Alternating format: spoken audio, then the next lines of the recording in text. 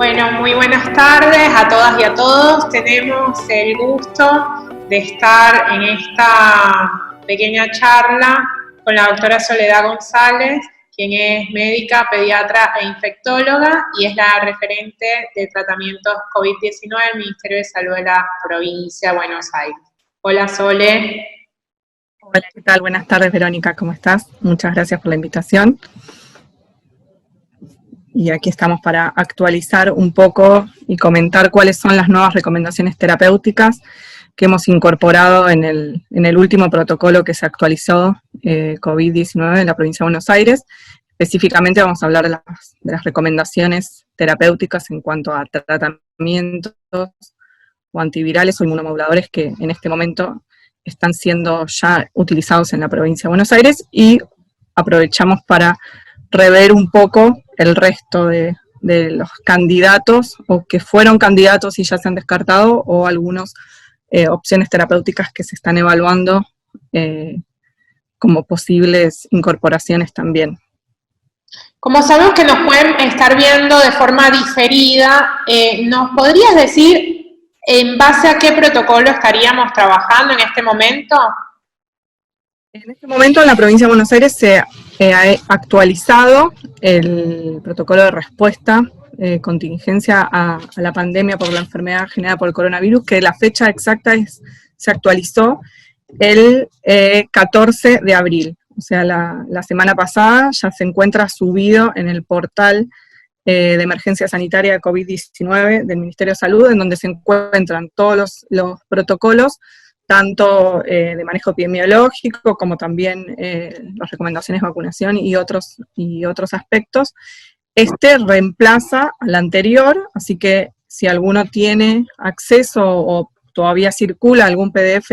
al anterior, que era de septiembre del 2020, ese ya no tiene vigencia, ¿sí? Estas son las recomendaciones vigentes.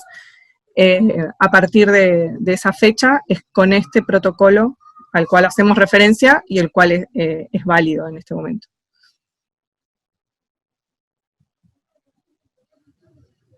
Bueno, esto para hacerlo más gráfico y dinámico y visual,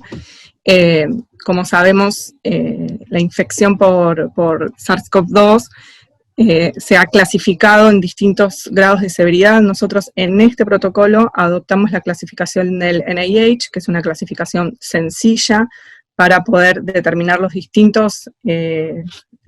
severidades, y a partir de las distintas severidades evaluar si un paciente es pasible de un tratamiento o no, o de otro tratamiento. Entonces, ¿cuáles son las definiciones que actualmente consideramos vigentes para instalar alguna terapéutica?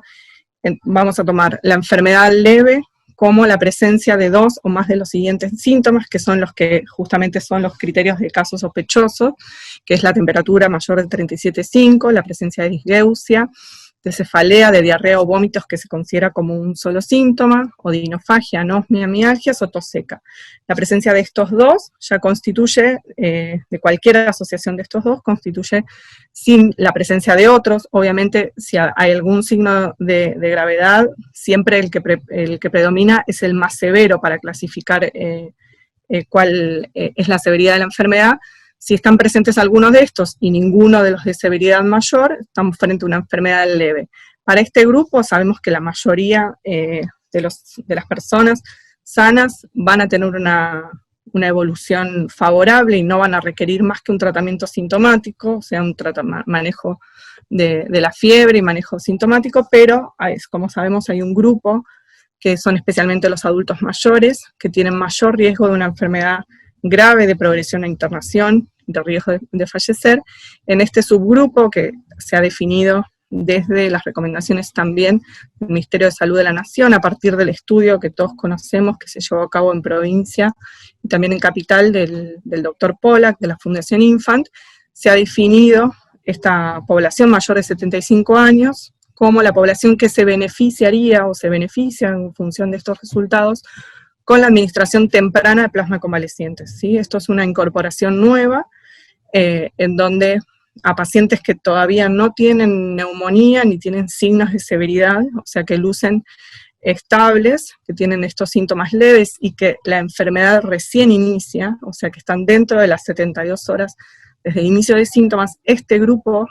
es una nueva incorporación, el uso de la administración de una unidad de plasma convaleciente de 200 a 250 mililitros,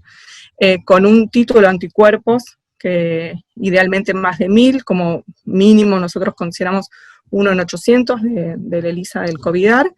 Idealmente se seleccionarán para este grupo las unidades con más alto título. Así que esto es una incorporación nueva, en donde es muy importante el diagnóstico oportuno, avisarle a este grupo en particular de adultos mayores que serían pasibles de tratamiento, así que avisarles ya en la toma de la muestra que podrían ser convocados para esta terapéutica, y saber que esto es una administración de unas horas, requiere una internación de 6 horas como mucho, para los controles, requiere obviamente la compatibilidad ABO, y si no hay si hay una buena tolerancia, el paciente se externa, ¿sí? Este es sería un tratamiento orientado a prevenir la progresión de un paciente que está leve. Ahora, cuando ya estamos frente a una enfermedad moderada, que la definición para considerar enfermedad moderada es la presencia de infiltrados pulmonares, o sea, es que ya la infección progresó a un compromiso respiratorio bajo, que podría ser evidenciado por radiografía o por una tomografía, o que tiene ya signos clínicos, no necesariamente que tenga hecho una imagen, sino que ya tenga signos clínicos de tener dificultad respiratoria baja. Esto ya constituye una enfermedad moderada, o sea, ya el paciente tiene neumonía. Si no posee ninguno de los signos de gravedad, o sea, no requiere oxígeno ni tiene ninguno de los otros parámetros de gravedad, estamos frente a una enfermedad moderada. En este grupo en particular, también se identifican aquellos que sabemos que tienen mayor riesgo de progresión a formas graves y muerte. En este punto se considera no solo la edad, que en este punto la edad la tomamos mayor de 65 años, sino que se toman todas las comorbilidades conocidas como que aumentan el riesgo de formas graves. La presencia de diabetes, la presencia de hipertensión arterial, la presencia de enfermedad cardiovascular, obesidad, enfermedad pulmonar crónica y cualquier tipo de inmunodeficiencia, el antecedente de cáncer o quimioterapia en los últimos 6 meses, la presencia de insuficiencia renal crónica o enfermedad hepática crónica. Así que si estamos frente a una enfermedad moderada, o sea, con compromiso respiratorio bajo, alguna de las comorbilidades y no tiene signos aún de gravedad, en este punto la recomendación es la administración de plasma convalecientes de forma temprana, pero acá la ventana es un poco más amplia. Obviamente siempre lo ideal es cuanto más temprana la administración mejor, pero en este punto es hasta 7 días desde la fecha de inicio de síntomas, o sea que es un poco más amplio que en el grupo de leves. En el caso de que no cumpla con estos puntos, o sea que tenga una enfermedad moderada pero que no tenga ninguna presencia de comorbilidades, o sea un adulto sano de 40 años, que no tenga ni signos de gravedad ni comorbilidades, entonces en ese caso el tratamiento es sintomático. No tendría indicación de recibir plasma convalecientes en este caso. Después pasamos a las dos severidades más graves, o sea, la enfermedad grave, que va a estar definida por la presencia del compromiso respiratorio bajo, o sea, infiltrados pulmonares, con ya una manifestación más severa, con una taquipnea mayor de 30 por minuto, estos en adultos, o ya con una caída de la saturación, con requerimiento de oxígeno suplementario, una saturación menor a 94%, con una PAFI menor de 300, o que no requiere oxígeno, pero que se evidencia en la radiografía de tórax una progresión de los infiltrados pulmonares más del 50% en las 24-48 horas, o deterioro del estado de conciencia. Si se reúnen estos criterios y no posee ninguna de las contraindicaciones que presenta Soroquino, o sea, no es un menor de 18 años, no es una mujer gestante o en periodo de lactancia, obviamente no es un paciente crítico, o no recibió plasma, en ese caso, y otro punto importante, no tiene antecedentes de anafilaxia a suero equino o a derivados que contengan algún componente similar, sería pasible de recibir suero equino hiperinmune, conocido como Cobifav, con una dosis de 4 miligramos kilo que se repite a las 48 horas. Esto, en esta terapéutica, que es una reciente incorporación, la ventana terapéutica es un poco más amplia que la de plasma, hasta 10 días, pero de todos modos, tanto en plasma como en suero equino hiperinmune, considerando que son tratamientos con una base de una inmunización pasiva, cuanto más temprano el beneficio esperado es mayor. Así que si bien es hasta 10 días, preferentemente antes mejor. Y como alternativa acá quedaría el plasma de convalecientes hasta 7 días, como en el grupo de los moderados. En el caso de no disponer de suero equino o de tener una contraindicación, podría ser recibir plasma de convalecientes, como venía en el protocolo previo. Te interrumpo un segundo. Una persona, por ejemplo, que recibe plasma de convaleciente, ¿puede recibir también suero equino? La verdad, en el estudio randomizado que se llevó a cabo de suero equino versus placebo, fueron excluidos aquellos pacientes que recibieron plasma. Eso por un lado, así que no tenemos datos ni de seguridad ni de eficacia de una persona que haya recibido plasma previo. Y por el otro lado, el mecanismo fisiopatológico que justifica la administración de uno u otros componentes es el mismo. Estaríamos dando dos tratamientos con el mismo mecanismo de acción. Así que, en realidad, en el caso de progresar, queda otra opción terapéutica, que es agregar el corticoide, la dexametasona, que ha demostrado disminuir la mortalidad en los pacientes con requerimientos de oxígeno, y por el momento no hay evidencia de que sumar dos tratamientos con el mismo mecanismo tengan algún beneficio, y tampoco sabemos qué eventos adversos podría tener la persona sumando estas dos terapéuticas. Así que nosotros en nuestro protocolo hemos definido que no, una persona que recibió plasma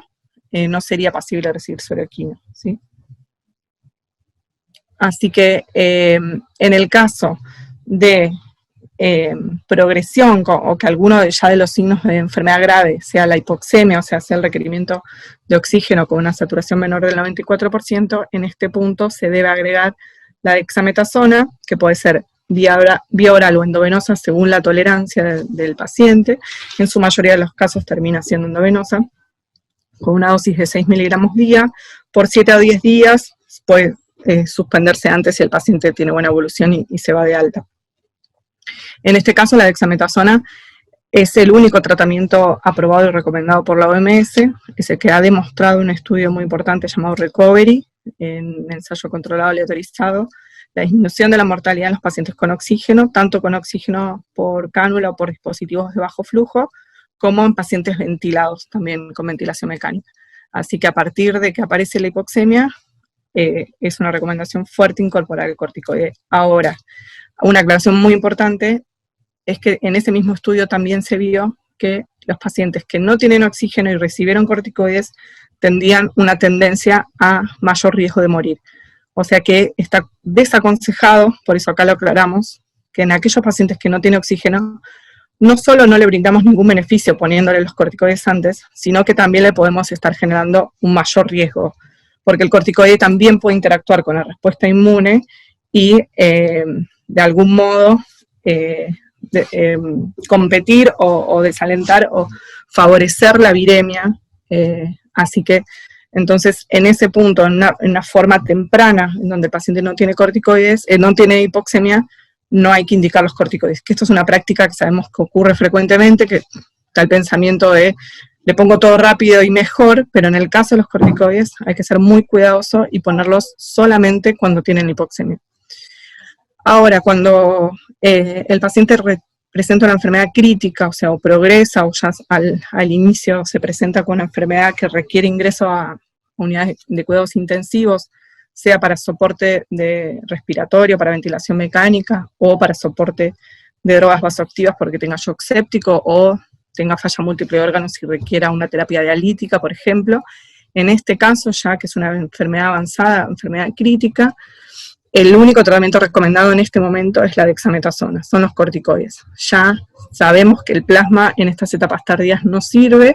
que ya es en este momento lo que predomina es la fase inflamatoria, así que el tratamiento de elección es el tratamiento inmunomodulador con los corticoides. Lo mismo que sueroquina hiperinmune no fue probado en pacientes en terapia, así que en este punto también, considerando que el mecanismo de acción es un mecanismo más antiviral, de inmunización pasiva, intentando prevenir, controlar la viremia, pero que no tiene acción inmunomoduladora, no se recomienda el uso ni de plasma de convalecientes ni de suero equino en el grupo de enfermedad crítica, solamente los corticoides. Y obviamente el tratamiento de sostén. Me surge una duda, porque también se ve que indican como tratamiento, como parte de tratamiento, antibióticos. ¿Qué qué evidencia hay de esto? Sí, eso es una práctica muy común, el uso de algún modo indiscriminado de antibióticos, que son pacientes con neumonía. Va a depender de la severidad, también si es un paciente con una enfermedad grave o crítica con neumonía, las guías recomiendan iniciar con un tratamiento empírico, pero cuando uno tiene la confirmación y ya tiene resultados, por ejemplo, de hemocultivos negativos, que eso es a las 48 horas habitualmente, la recomendación es desescalar rápidamente, ¿sí? En los pacientes graves y en los pacientes críticos. En los pacientes leves y moderados, bajo ningún punto de vista, se recomienda de forma rutinaria el uso de antibióticos, ¿sí? Si uno tiene la confirmación de la infección por SARS-CoV-2, no hay que iniciar rutinariamente. Obviamente hay situaciones, pacientes que puede existir, hay un porcentaje bajo de coinfecciones, especialmente en los pacientes graves y críticos, en donde hay parámetros de laboratorios y parámetros clínicos que pueden orientar a sospechar una sobreinfección bacteriana, o también podría ser de otro origen, en donde obviamente en ese punto se iniciarían y es correcto ampliar iniciar una cobertura antibiótica, pero son situaciones puntuales, no uso rutinario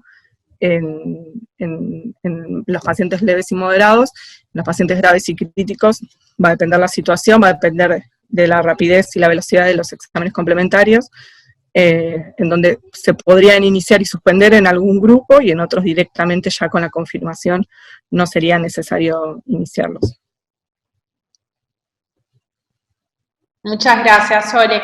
Otra consulta. Hablando de tratamientos que no aparecen en nuestro protocolo, pero que sabemos que hay estudios, que se ha generado alguna evidencia o no, que se han suspendido. ¿Tenés alguna actualización en ese sentido? Acá tengo este cuadrito, en realidad es un cuadro de la Sociedad Argentina de Infectología, en donde dejé los tratamientos de los que no hablé previamente, en donde, a ver, hay tratamientos que hace un año eran una esperanza y ahora ya sabemos, en función de distintos estudios, que no deben utilizarse porque no han tenido beneficio, como es el caso del lopinavir ritonavir, que fue uno de los primeros, por ende no se recomienda ninguna de las 4 severidades, o la hidroxicloroquina, que incluso se ha planteado una posibilidad de mayor riesgo de eventos cardíacos en el grupo de los pacientes que lo recibieran. Así que a esta altura estos 2 tratamientos que fueron los primeros que fueron utilizados en la pandemia, ya sabemos que no están recomendados. Después tenemos 3 tratamientos que están siendo utilizados en distintos contextos. Por ejemplo, la ivermectina, que como todos sabemos ha sido muy popular y es todavía muy popular en ciertos ámbitos. Hay datos, incluso hay un estudio que se ha hecho en el país, que se ha hecho en instituciones de la provincia de Buenos Aires, también con hospitales nacionales, que es un estudio que ha demostrado que la ivermectina tiene actividad in vitro contra el SARS-CoV-2, pero esto no significa y no es extrapolable linealmente a una efectividad clínica, ¿sí? Esto es muy importante porque hay muchos, incluso, bueno, la hidroxicloroquina y el lopinavir también en su momento han tenido resultados in vitro alentadores de capacidad de inhibir el virus, pero que a veces eso no necesariamente se correlaciona con actividad in vivo, porque hay otras interacciones, está la respuesta inmune, hay otras cuestiones que pueden interceder y hacer que ese tratamiento que in vitro se veía eficaz, in vivo no lo sea. En el caso de la ivermectina hay muchos estudios, hay unos cuantos estudios controlados, aleatorizados, pero algunos abiertos que metodológicamente tienen algunas críticas, que demostraron algunos beneficios en grupos leves, moderados y severos, pero recientemente, por ejemplo, hubo un estudio que se difundió de Colombia, que es un randomizado controlado en pacientes moderados, donde no tuvo ningún beneficio. Por ahora, la recomendación nuestra y de las sociedades científicas de nuestro país respecto a la ivermectina es utilizarlo solo en contexto de ensayos clínicos, o sea, continuar intentando sumar evidencia para o confirmar su beneficio o descartarlo, pero no utilizarlo de forma masiva, ni de forma preventiva, ni de tratamiento sin un adecuado control, considerando que es una droga que tiene una toxicidad también considerable, y las dosis que se han utilizado en los distintos ensayos clínicos y estudios observacionales difieren muchísimo, y la dosis que in vitro inhibe el virus es una dosis que es muy alta. Así que por ahora el Ministerio de Salud de la Nación no lo recomienda de forma rutinaria, y bueno, la Sociedad Argentina de Infectología tampoco, solamente en contextos de ensayos clínicos. Que en la provincia hay, y en el país hay también ensayos que se están llevando a cabo, y es importante apoyarlos y fomentarlos para poder llegar a responder esta pregunta de si sirve o no. Con ibuprofeno inhalado, que también es otra terapéutica que se ha difundido mucho, está en una situación similar, todavía no hay datos concluyentes respecto a su eficacia, así que la recomendación es la misma, debe ser utilizado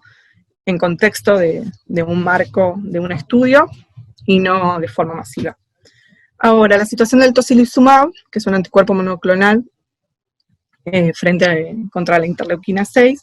en realidad este anticuerpo monoclonal tiene ya dos estudios randomizados controlados, uno de ellos el Recovery,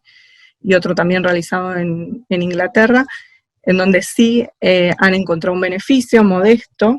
porque lamentablemente en la infección por SARS-CoV-2 no hay ninguna panacea, ningún tratamiento mágico,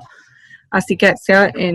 respecto al tocilizumab en pacientes muy restringidos, en pacientes graves que están hipoxémicos, que tienen una rápida progresión, que tienen aumento de los parámetros inflamatorios, se ha encontrado un beneficio en la disminución de la mortalidad cuando se asocia con dexametasona. Y también en un grupo de pacientes que recién ingresó a la terapia hasta las 24 horas. Por ahora ya cuenta con alguna recomendación por las guías del NIH, por ejemplo, pero bueno, por ahora no es un tratamiento aprobado para este uso específico. Es una droga que se utiliza para enfermedades reumatológicas, y que bueno, algunos países lo están utilizando para este grupo específico de pacientes graves y críticos. Así que bueno, esos son los que por ahora tenemos actualizados. Hay también otros anticuerpos monoclonales, por ejemplo, en Estados Unidos hay un grupo de anticuerpos monoclonales también que tienen ya una aprobación de uso de emergencia por la FDA,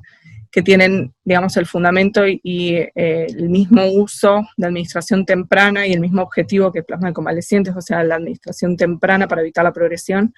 en los primeros 5 días, en el caso de alguno de ellos, en grupos de riesgo específicamente. Pero bueno, son tratamientos que ahora no están disponibles en nuestro país. Y el otro que acá me quedó fuera del cuadro es el Remdesivir, que nosotros tampoco lo tenemos disponible en nuestro país. Sí, el país participó del estudio Solidaridad, en donde una de las ramas incluía este tratamiento antiviral, en donde la evidencia es hay una evidencia a favor de su uso, que tiene también una aprobación de uso de emergencia por la FDA, pero es también un grupo muy pequeño de pacientes, en donde, bueno, igual todavía quedan algunas dudas sobre la eficacia en términos de mortalidad. Así que esos serían los tratamientos como más, digamos, más nombrados o más conocidos. Igual si hay algún otro que quieran actualizar. Muchas gracias, Soledad. Lo que vamos a hacer es dejarles en la descripción del video los enlaces a, por ejemplo, el protocolo y alguna otra información que corresponda para que puedan profundizar en esto tan importante como los tratamientos para esta enfermedad.